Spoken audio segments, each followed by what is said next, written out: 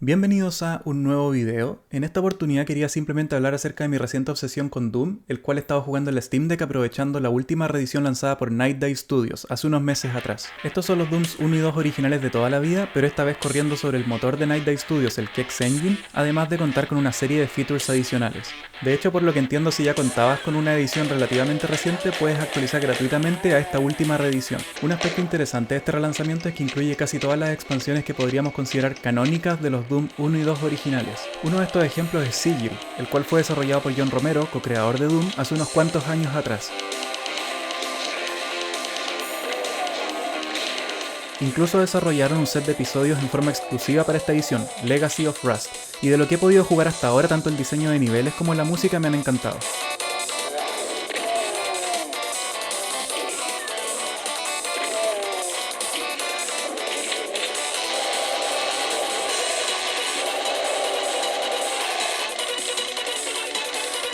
Otro de los features adicionales es la inclusión de una banda sonora remasterizada.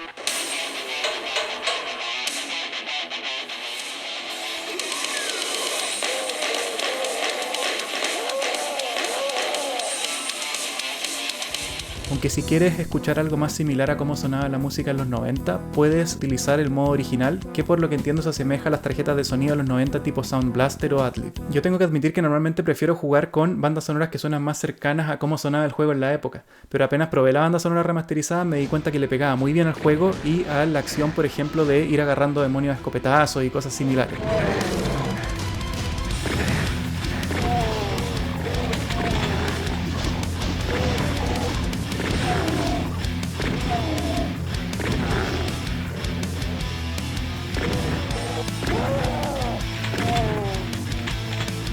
Por último, entiendo que el juego también agregó un modo cooperativo, aunque no he tenido oportunidad de probarlo. Y bueno, ¿cuál es mi historia con Doom? La verdad es que yo no lo jugué en la época de lanzamiento, sino que varios años después, por allá por el año 99 o 2000, y mi forma de jugarlo siempre fue más bien dispersa. Por ejemplo, estaba constantemente saltando entre niveles del Doom 1 y del Doom 2, y sobre todo instalando mods. De hecho, la mayor cantidad de recuerdos que tengo del Doom es de los mods más que del juego propiamente tal. Por ejemplo, había mods para reemplazar a los sprites por Barney, había mods donde creo que aparecían los Teletubbies o los Power Rangers, o los Simpsons y cosas así, y en general yo pasaba el día jugando a los mods más que al juego mismo. Por lo tanto, nunca llegué a terminar todos los episodios del Doom original, y este relanzamiento fue una oportunidad para finalmente redescubrir este juego. Es un juego que siento que me había perdido todos estos años, y es genial poder volver a jugar algo en donde no hay ni skill trees, ni contenido adicional, ni side quest, ni nada por el estilo, sino que las reglas básicas del juego son relativamente sencillas y la dificultad está en la jugabilidad misma. También el hecho de que puedas terminar algunos niveles en muy poco tiempo ayuda bastante, pero obviamente esto va cambiando a medida que vas progresando en el juego, y hay niveles que sí se vuelven más laberínticos,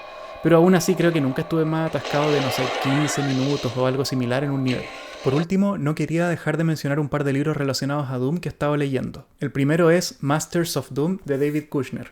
Este es un libro que relata la historia de la creación de id Software, el estudio desarrollador de Doom, centrándose principalmente en la historia de sus dos co-creadores más reconocibles, John Romero y John Carmack. El libro comienza relatando la vida de ambos desarrolladores, qué los llevó a desarrollar videojuegos y eventualmente cómo se conocieron entre ellos y también al resto del equipo, por ejemplo a Adrian Carmack y Tom Hull, y finalmente decidieron fundar id Software, relatando también diversas anécdotas a lo largo del desarrollo de juegos como Commander Keen, Wolfenstein 3D, Doom y Quake. El libro está escrito en un formato novelizado y es muy entretenido de leer, y por lo que entiendo el autor se basó en diversas entrevistas que le hizo a personas que sí vivieron estos hechos en la época. El segundo libro que he estado leyendo es el Game Engine Black Book de Fabien Sanglart. Este es un libro de corte más bien técnico que explica en detalle cómo funcionaba el motor de Doom. En este libro, por ejemplo, encontrarás descripciones muy detalladas de cómo estaban estructurados los archivos que contenían los datos del juego. Por ejemplo, la estructura que tenían los niveles del Doom y cuáles eran las estructuras de datos que utilizaban para representar la geometría de un nivel. También encontrarás la explicación de cómo John Carmack utilizó algunos algoritmos para resolver problemas durante el desarrollo de este juego. Quizás el ejemplo más conocido en este sentido sea el uso de BSP o Binary Space Partitioning para determinar en forma eficiente el orden de la geometría a renderear con respecto a la posición de la cámara. Y también cómo resolvió problemas como la oclusión para evitar el redibujar píxeles. Al ser un libro más bien técnico, puede requerir un poco más de esfuerzo el comprender los conceptos que están explicados dentro del libro. Sin embargo, no se hace pesado de leer, ya que cuenta con numerosas ilustraciones, explicaciones paso a paso de los algoritmos, y al final del día explica en forma clara cuáles fueron las soluciones que le permitieron a Doom correr en hardware en el cual nadie esperaba que fuese posible tener un juego así. Otras secciones describen las herramientas de desarrollo que utilizaban durante la creación de Doom. Por ejemplo, hay un capítulo dedicado a las Workstation de Next,